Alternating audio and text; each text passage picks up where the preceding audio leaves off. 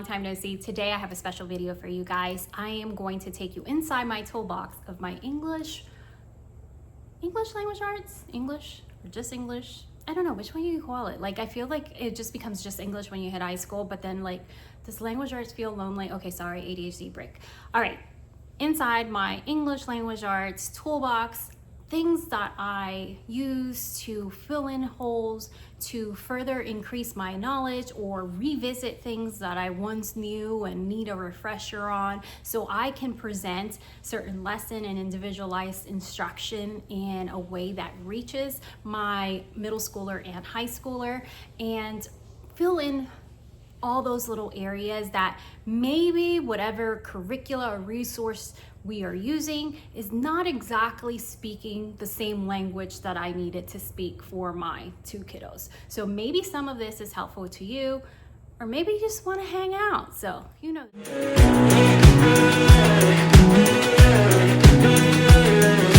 Maybe there's a version of me left that doesn't feel afraid of what comes next. I look there. All right, it's been a minute. Let me get used to the thingies. If you're brand new here, my name is Arlene with Arlene and Company. Welcome, take a seat. You guys know I'm a show and tell kind of gal. This is not gonna be a 10-minute video. This is not how I do. Come and sit at my table, grab your tea. Okay, fine, you coffee drinkers, you can grab your coffee.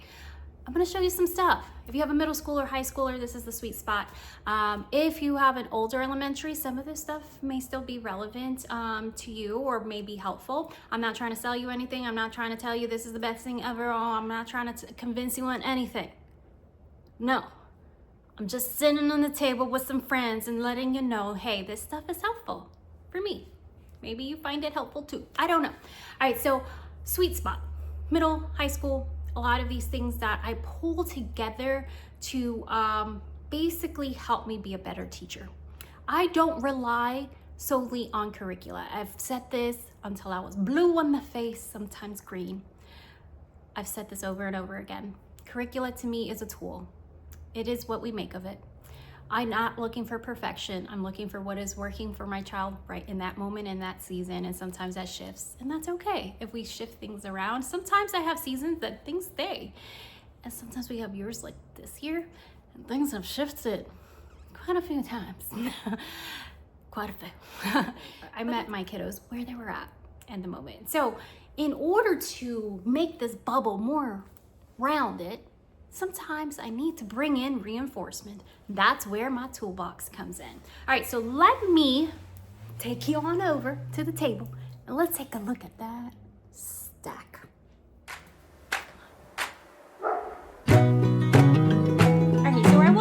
Here with my teacher binder. I've shared this before. I will do an updated video on this because obviously I change this every semester. Sometimes every term I change things out in here of things that are relevant, things that I'm pulling a lot from in that specific term. But because of how it relates to my toolbox of my ELA toolbox, I want to show you a few things in here just very quickly. And then on a future date, we can go over this massive binder. There's a lot in here, and yes, I pull from it very often. So I'm going to go into my English tab. Sorry about the glare just for a second. Actually, let me just pull this out of the sheet protector and just show you something that kind of rounds out why I choose all this stuff that I'm going to go over. My focus, first I have a goal, obviously. My focus is to set a very strong foundation in writing, formal type of writing in middle school, because that way in high school it's not as big of a shock. Now, I'm not like Drill and Kill type of thing. We do it. There's a lot of Charlotte Mason, Brave Writer into it. There's a lot of all that. So it's not like the joy has been sucked out of it. So we're trying to incorporate these things in a joyous way. I want to make sure that I'm checking off certain boxes before they graduate. Not like, okay, this is all the things I want to do this year. No, but before they graduate, it's not like, okay, completed, like I did it and that's it. But I want to say, okay, they feel confident in this form of writing. So I made a list of the different type of structure, type of writing, and everything in between that I wanted to make sure that we hit. And not only that we introduce, but that they felt comfortable in it. And if they didn't, then I know as I'm making my plans for this next semester, next term, or next year, that that's something I need to focus on.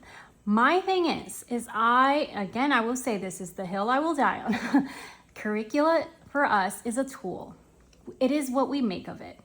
To rely on one source to do everything for you is unrealistic. You can come at me, but I'm not going to hear you, okay?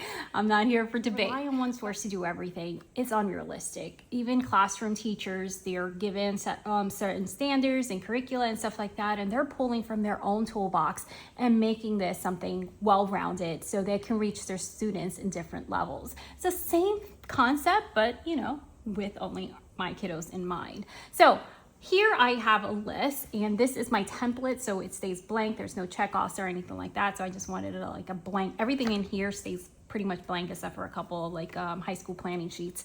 So I have like writing types, analytical and argumentative writing. So I want to make sure that we hit literary analysis, essay, persuasive, argumentative essay, rhetorical analysis, compare and contrast, research and information writing. Now, this doesn't only have to stick with ELA.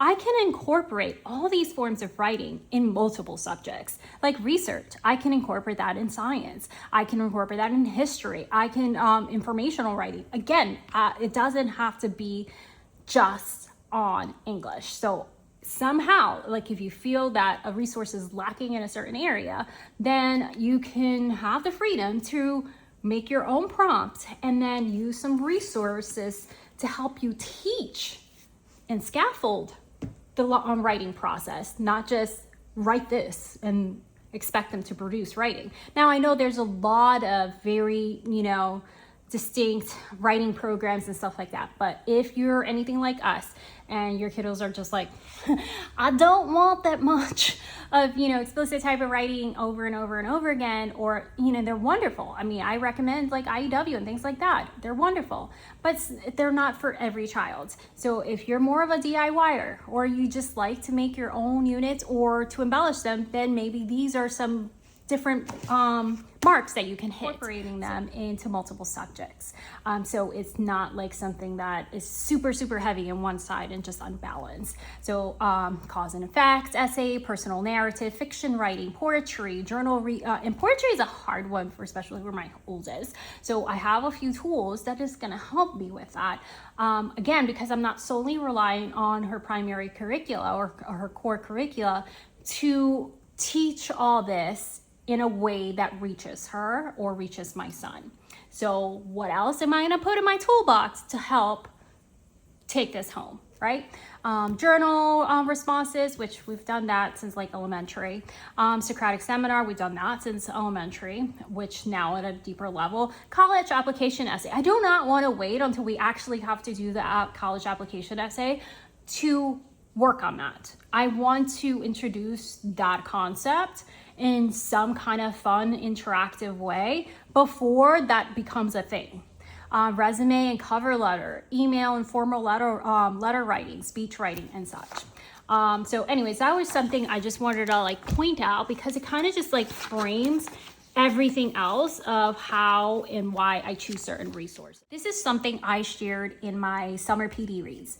So this was written by a high school English teacher that I follow over on Instagram. I was very excited when I found out about this, that she was writing a book. As you can see, there is so much marked off. I've taken a lot of notes. So the way I introduce these things is not like, here child, read this. I will give you a little bit of a glimpse. Obviously I can't show too much, copyright and all. Tips and strategies, and then lessons, examples, and scaffolding. So when I'm looking at assignments, like she's doing her online course right now, and that's what we shifted to because that's what has helped her gain the most independence, which is important at this stage because if I'm trying to prepare her for higher learning, we have to reach that at some point, right? And she was having a lot of difficulty reaching that independence with other resources being her primary. Having this online course now is actually helping that. And then I just add in what she needs from there. So when we look at an assignment, it may explain and give, tips and stuff like, make sure you have this, make sure you write that. But here, what I did and what I used this for specifically with the Building Strong Writers and strategies and the scaffolds is that we wrote a essay together, right? So how to write an essay, right? And I picked a prompt, and it was a simple prompt, and we did it together, both my son and her. Is breakfast the most important meal of the day? So here we have one that can be informational, and it could be, an opinion essay, and it could be something that is persuasive. You're going to try to persuade your other side. So we broke it down here, as she suggests, like color coding and color coding a thesis statement so you can make things stand out. And we broke it down by day. So one day we did the brainstorming together. We brainstormed, we outlined our paper, what we were going to argue. We did a pro-cons list, pros of why we believe breakfast is the most important deal. And then cons, why not, and the arguments that others make. And keep that example in mind, because I'm going to bring it in as I share other resources here in how I implemented that, because I want to not only show you here this is what, but I want to tell you how I implemented these things. So, and then on the next day we're going over the thesis and introduction, your evidence one, and then breaking it down from there. So here she has examples of a thesis. You see that I have written, and you know how I am, but with types of this, I'm okay with writing in it. So here she breaks down examples and exact ways that you can implement these in your home. Of course, she has a classroom teacher in mind. However, this is very easily translated for you, the homeschool parent or caregivers. She talks about sentence frames and samples of sentence frames and giving those to your kiddos, and that it is not necessarily like, oh, you're cheating or something like that. They need those guidance. They need those hand-holding steps to get to that level of proficiency, right?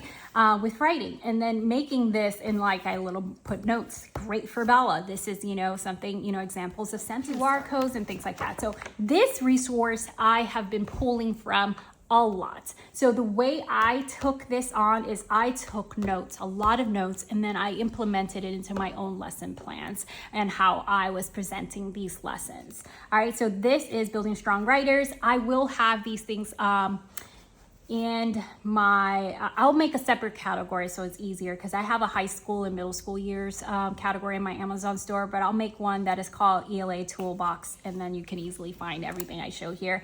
But check your library, you know how I do. All right, and this one, now this is a good one. I could order this from Thrift Books, and this was a luck of the draw. I had no idea, nobody really recommended this to me or anything like that. And I was pleasantly surprised. So this is another English teacher, I want to say, if I'm remembering correctly.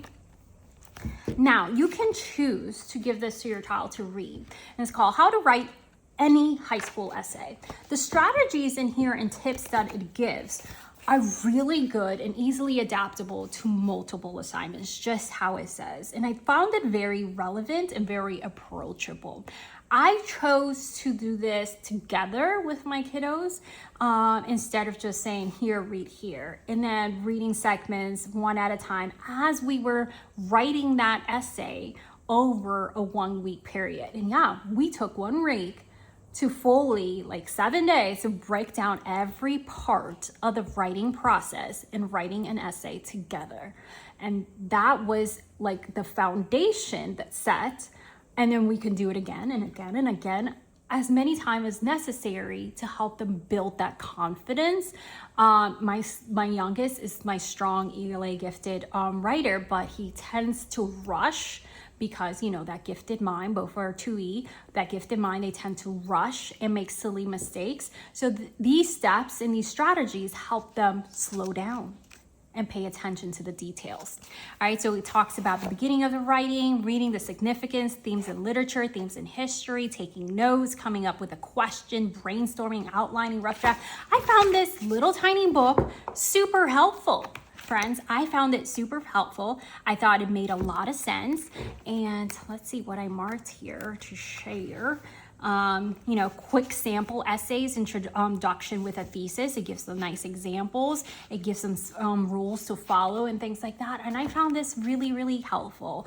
Maybe you will too. I don't know, but I thought it was something worth mentioning.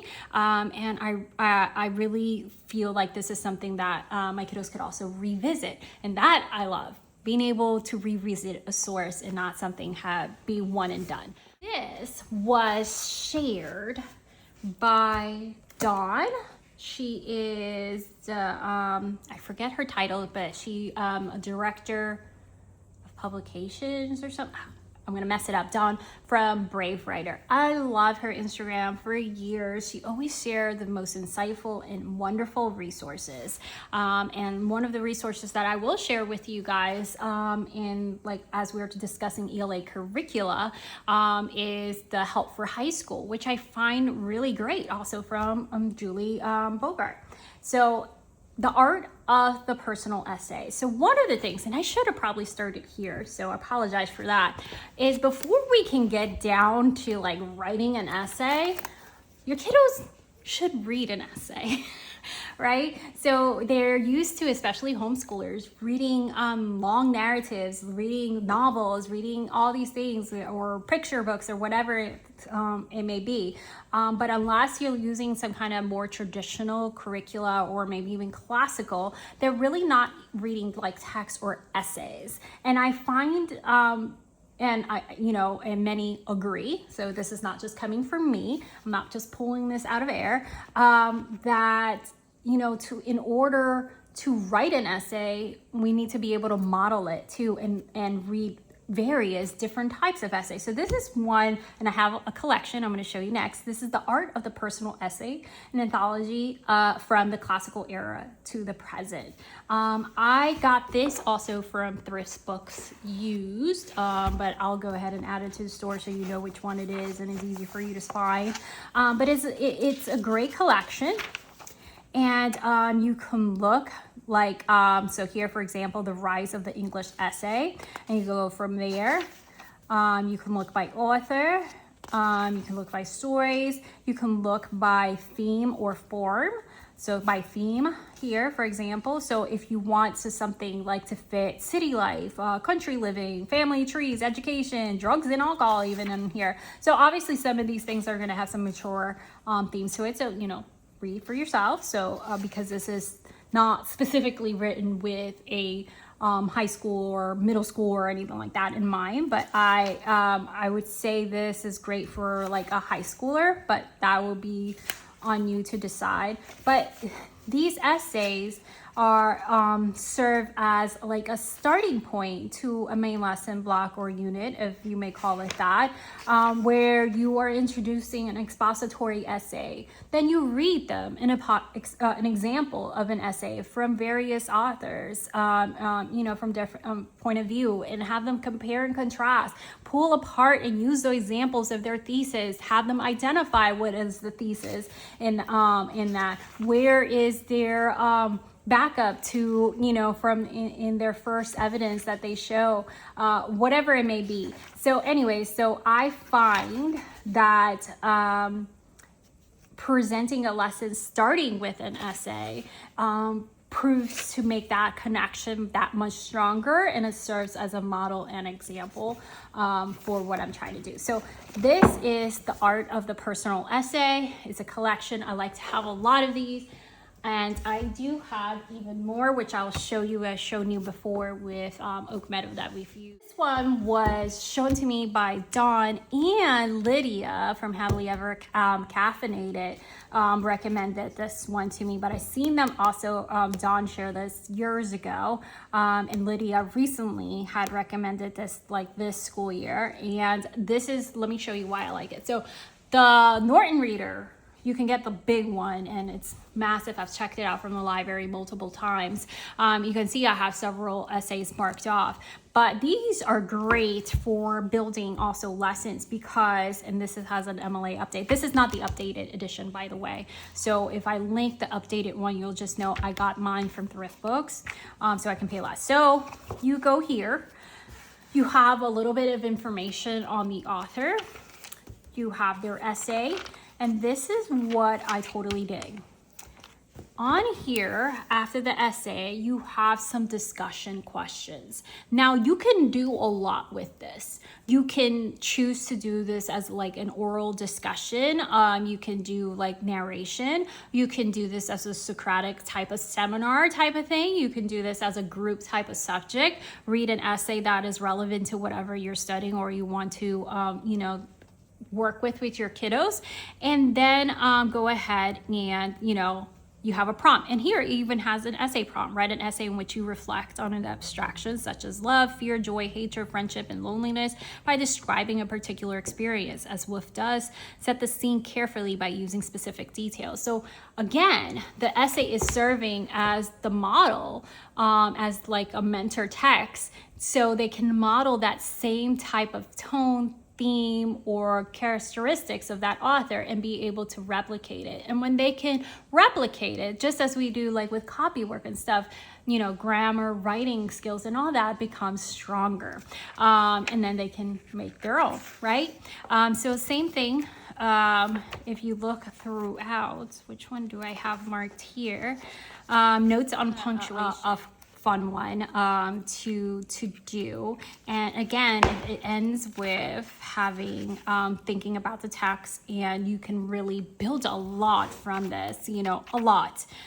So if you're just looking for a DIY approach, I would heavily suggest this little Norton reader. So 50 essays from the first 50 years, and here you can see a little screen grab, if you like, of what is included within this one. So wonderful resource for essay collection. Again, to write essays, you should read the essays, just like same with plays. You should watch them. That's how they were originally meant to be done. Breakfast on Mars, I saw this again from Lydia, was a suggestion, and I had seen it like circulating over a few years, and I finally grabbed it. And this was also a thrift book grab.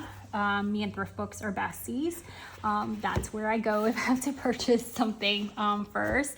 But here, for example, so we're talking about, it will tell you here, informative and persuasive essay. Pick, and it will give you a prompt. And then you can read the text to have it as the starting point for your main lesson block. So pick a belief that is widely accepted and then debunk it. So this is the one that I use to introduce my lesson on, is breakfast the most important meal of the day? Now, most people would immediately, or most kiddos will immediately argue, of course, because that is what they've been led to believe, right? And I wanted them to debunk it. Find me reasons how and why you can debunk it, and persuade me into a persuasive essay on something that widely is believed that it is definitely the most important meal a day, but is it really? And convince me otherwise. And that is how I introduced this lesson with this text first. I read this essay, not the prompts, and then I asked them the question, and then we started our week block on writing an essay from the ground up. So warning, this essay does not contain any pictures. And this was a great essay by Scott Westerfield. So, Westerfield? Hope I said that right. But anyways, this one doesn't have little prompts at the end, but it gives you a little bit of blurb on the author, and then it gives you a prompt with the essay. So it's, what you make of it. But it is great. I find that this will be even, it says ages 10 to 14. I have no issues using this even with my high schooler. So it is a great little resource. And I think there's a curricula that uses this. I don't remember at this moment which one. But anyways, I found this to be a great addition to my toolbox. I have a sincere love for this resource. Now there is a high school edition. I do not have that one. I have the traditional one and I have an older edition. This is, there's, I think the 6th edition is out, if I'm not mistaken. I'll put the current one and the high school edition in my store. So you can see, they say, I say. So let's go back to the example of this lesson that I wrote for them on writing an essay from the ground up. Is breakfast the most important meal of the day? They say, I say. So the whole thing with readings, I'm oversimplifying everything you can get from this. So this is a great resource for you to mark up, make tons of notes, and apply it all over your ELA lessons.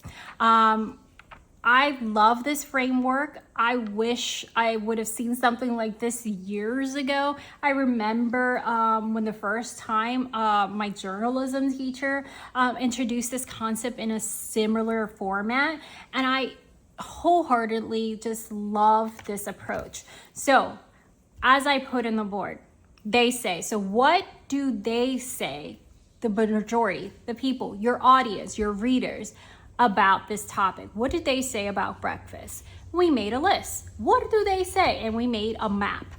And we wrote all over the map all the things that is said about breakfast being the most important meal of the day and why. And then I say, what is your opinion? What is your say? Oversimplification of this book. But it helps you break that concept down so you can get better at academic writing, right? And I dig it. So they say, starting with what others are saying, her point is the art of summarization, the art of quoting, the 3 ways to respond, distinguishing what you say from what they say, planting a naysayer in your text. So starting with, like, especially helpful when you're starting your introduction or your hook. And that's something I missed to say that we were talked about in depth about that hook. And that hook is usually that's something that you go back and rewrite and make it better, after you write your introduction. And that is what is going to bring your audience in and keep them reading past the first line. So that hook can start with what is generally believed or what you believe. You can completely debunk it. My daughter had this wonderful idea and she was like, I don't show my kiddos work, but I will explain one of the ideas that she had. And she was on the, against aisle, and she said American breakfast is considered globally unhealthy, from what we eat, and then we claim for it to be the most important meal of the day. So her framework, the way that she hooked in her audience, she said, was like, well, it is actually the most unhealthy. She used American breakfast as her example and her argument. And I found that really, clever of her to just start there. She kind of like honed it in a little bit closer, the topic, and made it about American breakfast, which there was no rules that said that she couldn't. Going back and making sure that you're answering the prompt is very important. My son was all about, like, breakfast is his favorite thing, so he was staying on that camp. Again, I love all the strategies in here and breaking it down, what other people are saying and making that part of your introduction. So you are already addressing to the reader their beliefs and then going ahead and debunking it, or starting with your debunk and answering questions before they're even asked. So I find this resource for me, I think is wonderful. Readings that you can do.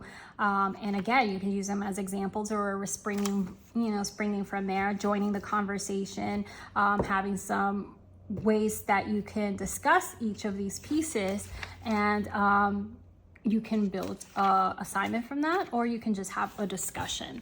Anyway, so I find this great. I imagine that the high school edition probably has readings that are more geared to that age group versus like like a more college one. So I would probably grab the high school edition if you wanted to grab that. Thrift Books just had this one at discounted price, so I just got this one because I was just like, it's fine. It's fine, it's fine, it's fine. I'm focusing mainly on MLA. I've had this for a while. You've seen this in my teacher cart for 1,000 years, but I never really kind of like pointed out. But I think it's great. A lot of like, even, Oak Meadow has a guide. There's, Excellent Literature had a guide about that included MLA format. There's all these things that have it. But I find it great to just have a dedicated book as a resource that my kiddos can just grab and say, okay, where do I put this running hat? Where do I, do this? And they can look by the section. And it's basically the MLA Bible, right? I don't think this may be the latest edition, 9th edition. I don't know, but I've had it for a while, so maybe there's an updated one.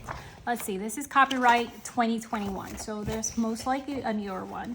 But anyways, it has like this precise examples, and you can see everything here, especially if they're doing research papers, citing source text. This is not like just a simple summary. This is in depth. All right, so it's probably more than you ever asked for, but if you have a kiddo that is aiming for college, this is a great thing. But I also recommend to introduce APA. I always had to do MLA all the way. In my first degree, when I was English journalism major, and I got a graphic design degree, whatever, I was still in MLA. When I switched to nursing and I went to school to become an RN, I had to switch to APA format. Never done it in my life. I had to teach myself. Not a big deal, but it's a great idea to introduce it beforehand. I have a thing about not confusing them. So like wait until they're like solid, in my opinion. You can ignore me. Wait until they're solid with MLA, and then you can say, oh, okay, this is if they ask at APA. So they're not confused, I guess. And maybe that's just my kiddos or whatever, so it may not be a concern for you. But I think this is a great resource to have. One thing we haven't really dived into, but I'll just share it because it's been in my stack forever, writing a great short story. And I grabbed this, I don't even know. I think it was just one of those things that I was like, oh, okay, let me add this to my cart. And this is from McGraw-Hill. But I have looked over it, and it is solid. It has step-by-step guidance to help move through essential do's and don'ts, avoiding common error and stuff. But I also am very careful with this because I don't want, with short story, I don't want to be too rigid. You want not to get rid of the creativity, but writing a short story, getting started, what is a short story, fiction versus reality, finding a short story to write, characters. And that's like when I'll talk about curricula, the creative writer from Well-Trained Mind. I have found it to be so good, so good. That's a spoiler on that review. I find it to be so good. But I had grabbed this before we got started with the other one, so that's why we haven't really used this as much. But I thought, for other people, if you just wanted something inexpensive to grab, that this may be a good one for you. I've shown these multiple times already. These are the short stories, because we're talking about short stories now. Let's stay on topic. Short stories collection that came with Oak Meadow. I have found them really good. My kiddo has agreed with that. Some portions of the composition of Oak Meadow did not work for her, not because it wasn't good, but because her working memory issues and stuff like that, and she needed a different approach. However, we did complete one entire study and part of the other one. So this is In Short, a collection of brief creative nonfiction, and this is Meet Cute, Some People Are Destined to Meet, and this one is the fiction one. I want to use a lot of the stories collection from CommonLit because it's just so well done and the text there. And but if you're just looking for a book collection, these we found really great with Oak Meadow that we've had, and the stories, it's just a story. and then moves on to the next. There's no like, you know, discuss this or anything like that. It's just, there's the story. So anyways, that is something I just wanted to mention. We mentioned the artful edit because I've gone over this several times, but this is also something great for yourself to read and to apply these things, you know, about editing yourself. And it's an art form, right? I've discussed this several times, but this was something that was also recommended by Dawn from Brave Writer, and I have read it a couple times, so I have like stuff in different parts.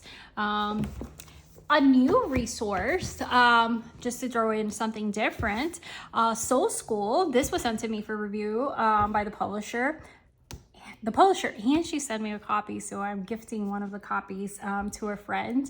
And this is a great, if you have not pre-ordered Amber's new book, you're missing out, friends.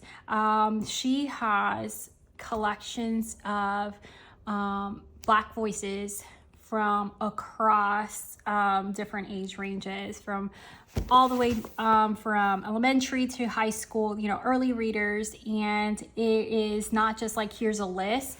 There is so much that she shares with you, digging deeper, second helping, so you can follow it up. And it is such a rich resource that is something that I feel like you will use again and again, and adding some great diversity to your bookshelves and to your studies. Anyways, I thought it was wonderful. I can't wait to see what's next, friend. I cannot wait to see what's next. I will briefly talk about SparkNotes as my tool, something I pull from my toolbox. My daughter absolutely loves pulling SparkNotes when, especially when she had like more difficult classic reads, not necessarily this one, and she can revisit. Like you can access the SparkNotes, these parts, like the digital format of this, for free. I have the paid version, which is $25, or was $25 for the year. But I also grabbed these from like Barnes and Nobles, and at the time they were like mad cheap. I like spent hardly anything on them. And it has like summaries per chapters. It has literary terms. It has, you know, character analysis, and it doesn't do the work for them, but it helps, especially with someone that my kiddo that's dyslexic and stuff. She's an amazing reader now, but with more difficult text, she needs that help of like, you know, instead of rereading the same passage over and over again, that she can have the help of something like the SparkNotes. And that's something that she uses if she is reading like one of the classic reads and stuff like that, that helps her like dissect it better. And it's a great resource. But I have a whole video on SparkNotes, so that's all I'm going to say about that. And I also have, like I said, I'm not really going to do curricula, but I just wanted to mention that they also have teacher guides.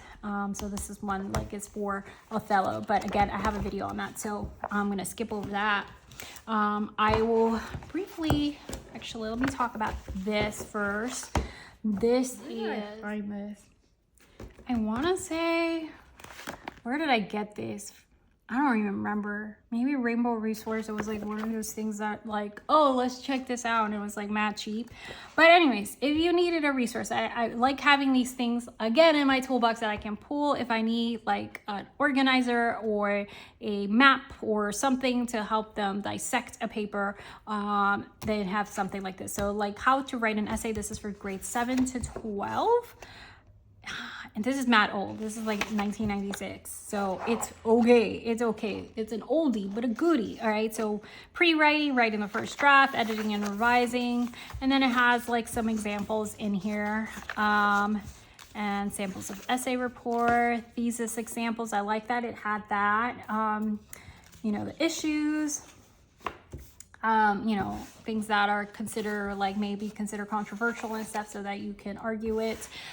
Evidence, you know, and how to present that evidence, the pre-writing stage, and then it has like a way that you can map it out. Like we have the big bubble, and here issue 1, issue 2, issue 3, evidence, because you can tell me the issue, but you need to you need to state the evidence, the textual evidence, the whatever to back up your claim, right? So that is great. And here has an example of that reproducible. So obviously I don't write in any of these things. I don't write in like the other guide I showed you. But these are things that I pull from. I had it ready by the time I got this. I had already gotten so much from all the other resources I showed you that it hasn't been necessary, but I'm keeping this in my toolbox in case I need to pull it. But it's something I wanted to share because maybe it will help you. I want to try to figure out where I found this. Sometimes I really don't know where I get things from. But anyways, it has like for other grades, how to write poetry and stories, grade 4 or 6, old ones, and it's called On the Mark Press. I don't know. It probably was Rainbow Resource, I want to say. This was definitely Rainbow. Was it Rainbow? Yeah, I will include this with my ELA review stuff. If there's anything to grab, and this is for any novel. So if you don't have a literature guide for a specific novel, you say, oh, I want to read this book, but I don't have a guide for it and I don't want to write it myself, or I don't know how to write it myself. Maybe you're not me that just has like endless amount of ideas. This is a great resource. I love it. Okay, if you disagree, fine, that's fine. I love it. This is from Teacher Created Resources. This is rigorous reading. It's the ones that you see actual literature guides for, like these, like The Giver, The Holes, and whatever. This is awesome. I love it. I love it. I love it. I love it. We'll go into more details in another video on that. I wanted to briefly show you other literature guides, and that's all secular. I think Novel Ties is secular. I haven't seen anything differently. I haven't seen anything differently. But I have The Outsider because I didn't know which one I would like better. So I have two. I have from the Great Works. This is literature guides I've used in the past, and they've always proven, like, I haven't used every single piece of it because that's, like, you know, sometimes it's just a little bit too much for one single novel. But what I love about these is that there is something for every chapter to break it down. If you want to do something in every single chapter, you're gonna be able to do it. All right, it's cool like that. It's cool like that. So you have all this stuff. Again, I can go in more detail if you want more of a deep dive into literature guides. I can include that in a separate video. Let me know. So I have the Novel Ties as well, and this one is a little less fun looking, but I did enjoy the stuff I saw from it before. The Outsider is a novel that is coming up that we're going to be doing. So I got two. Because I like to pull ideas from more than one spot. So I have the 1984. I have the Great Works. This is for next year. I want to say we're not going to get to this book till next year. And this, again, I like the Great Works literature guide. I don't know if these are secular or not. Hey y'all, editing room Arlene here. So I went back to Rainbow site to verify what they have it under. So for whatever it's worth, Novel Ties is under neutral. The novel units ones are under neutral. The Great Works are secular. I know that for a fact. And the teacher resource one that I showed, those are secular too. So for whatever it's worth, that's what they have it under. I just wanted to clarify. Bye.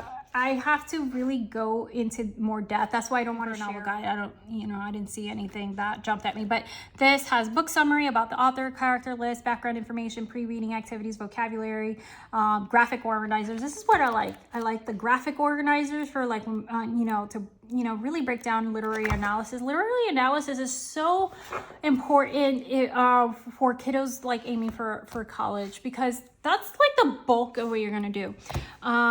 I mean, if we're being for reals, friends, when you hit college, and especially in the state of Florida, I don't know how you guys do in other states, but in the state of Florida, you have certain requirements of writing intensive course. So it's not just on your English course, but like you have a humanities that has writing intensive requirement. And there's several of those courses. I don't have in front of me of how many you have to take. That is all writing intensive requirement courses that you must take for your just your AA degree. So there is a lot of that type of writing, and you know, there's just such a big focus on that you're going to be writing in like in several courses. But not only that, but in college, just those literary analysis, right? And breaking those things down. It's, you know, not so much of the grammar part. They're assuming that you already know that and that you're going to incorporate that in your writing. Now, don't say, oh, that's wrong because this professor, that's fine. I'm talking about in general terms, all right? But it is assumed that you have that grammar base, and that you are going to be able to apply that to your writing assignments, and that you're going to write those things correctly. But the literary analysis, that is something that I really want to make them super beyond comfortable with, especially in the high school stage, because moving forward into college, they'll be like, you know what? I got this. I know mom prepared me for this. And they'll be okay. So it's not so much of a culture shock when they're asking them to dissect these very hefty and meaty types of literature. At a later dates, things like must-know series, like grammar and composition and things like that. But that falls to me under curricula, just like my blue book of grammar and punctuation. I actually consider this not curricula, and I would end with this, because if not, we're gonna be here all day. Oh wait, I'll end with two things. All right, so this is also my teacher card. Yes, all these things are my teacher card, friends. I'm not crazy. I have this rhyming dictionary. I know it's popular to have a regular dictionary, which I do have, and I have the high school version. It's like a representation of how we're moving on up, friends. We're moving on up. All right, so we had the middle school version. Now we have the high school resource edition. So if I have the middle school edition up top. If you need to see a side-by-side comparison, let me know. I'll show you on Instagram, or in the other ELA video. I've always leveled them up. It's very popular to have a thesaurus, but I don't see many people have on their shelves a rhyming dictionary. And for kiddos that these things don't come naturally, like my oldest, I found this to be really, really helpful. So if you've never seen a rhyming dictionary, or never even thought that, hey, maybe that's helpful, I just wanted to point this out to you. So this is the Merriam-Webster one, and this is a second edition. There may be another edition because I've had this one for a long time. So you have, like, you know, whatever word. So you would look at it just like in the dictionary, and then it gives you words that can rhyme. Simple as that, but you know, some of these things may not come naturally to your kiddo or dyslexic kiddo like mine. And then the last resource for my toolbox I want to share today, and yes, I still have a lot more, and I can show you more when I show you my teacher card, if that's fair. I have like this rotating bell of like things that rotate of what I'm using in the season.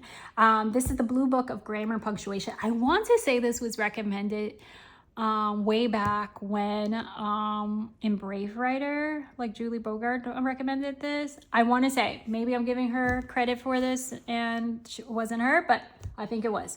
The Blue Book of Grammar and Punctuation, easy to use guide with clear rules, real world examples, and reproducible quizzes. So I have something marked here so I can show you. You have a lesson, definition, note, example. So if you don't have a grammar curricula and you're just looking, maybe, because you know, if you're high schoolers, your high school course, they just kind of most of them assume that they don't need any more grammar, and you're there, oh, I gotta add a separate grammar program.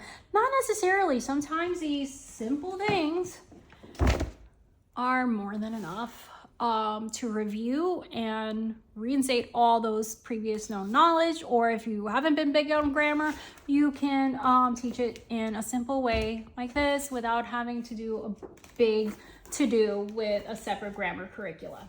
All right, because a lot of high school curricula assumes that knowledge and that you're going to apply it to the writing, and it's no longer something that's added, or it's lightly sprinkled, if you know what I mean. All right, so it has examples in the lessons, then more examples, and then just the lesson, subject and agreement, and rules, and all that jazz, and just little notes. Just super simple. I kind of prefer this one. I said I wasn't going to do this, and then here I am showing it to you. I prefer this one because it has like these clear exercises. But either way, I kind of bounce between them, depending on the concept that I'm throwing at them that week. And that's it.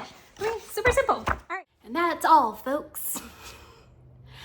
Yes, y'all know I'm unhinged. Thank you so much for hanging out with me. Stick out. See, that's gonna be part of it. Stick around for some bloopers, because as I was trying to talk to you, I don't know where my mind has. I know where my mind goes. It goes 7 different ways. I was like, you know what? I'm not gonna cut that out. Stick out for some bloopers. I'll see you guys next time. Don't forget to like and subscribe. That was a little too much excitement, Arlene. Brand new here. Do I know what I'm saying? No, I do not know what I'm saying anymore. Why are intros so hard? Why do I forget my name? I don't know. And I'm just trying to be the best one.